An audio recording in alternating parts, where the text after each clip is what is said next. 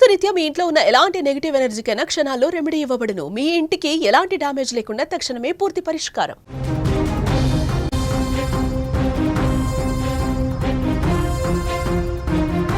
ఇద్దరు పిల్లలను గోదావరిలోకి తోసి తాను ఆత్మహత్య చేసుకున్న షిరిగినేడి దుర్గాప్రసాద్ కేసులో ఉత్కంఠ ఇంకా కొనసాగుతోంది. నిన్న అంటే బుధవారం సాయంత్రం గోదావరిలో దూకిన దుర్గాప్రసాద్ తన కుమారుడు మోహిత్ మృతదేహాలు నిన్ననే లభ్యమయ్యాయి.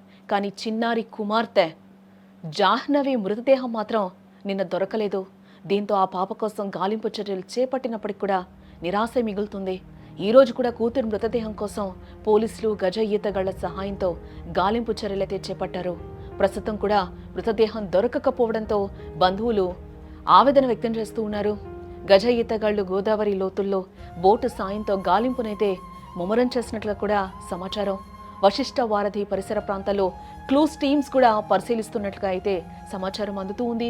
గోదావరిలో ప్రవాహం పరిస్థితులను బట్టి మృతదేహం సాయంత్రం 4 లేదా 5 గంటల సమయానికి దొరకొచ్చని గజ ఈతగాళ్లు ఇటు పోలీసులు కూడా ఒక అంచనాకు రావడం జరిగింది.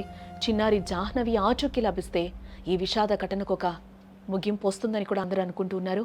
ప్రస్తుతం ఆ ప్రాంతం అంతా తీవ్ర ఉత్కంఠతో నిండిపోయిందని చెప్పుకోవచ్చు. పాప ఆచూకీ కోసం ప్రతి ఒక్కరు కూడా ఎదురు చూస్తున్న సిచ్యువేషన్స్ అక్కడ కనిపిస్తున్నాయి. ఆధార్ అప్డేట్ కోసం తండ్రితో పాటు వెళ్లిన 8వ తరగతి చదువుతున్న మోహిత్ అలాగే 4వ తరగతి చదువుతున్న జాహ్నవిలు అకారణంగా తమ కన్న తండ్రి చేతిలోనే బలైపోయారు. అల్లారు ముద్దుగా పెంచుకున్న పిల్లలను వారి భవిష్యత్తును ఆలోచించకుండా దుర్గాప్రసాద్ తీసుకున్న అనాలోచిత నిర్ణయం ఆ కుటుంబాన్ని బంధువులను తీవ్ర దుఃఖంలోకి నెట్టేసింది. ఫినాన్స్ వ్యాపారంలో నష్టాలు కావచ్చు లేదా కుటుంబ సమస్యలు కావచ్చు, ఏ కారణమైనా అమాయకులైన చిన్నారుల ప్రాణాలు తీసేంత పెద్దది కాదని స్థానికులు బంధువులు కన్నీటి పర్యంతమవుతున్నారు.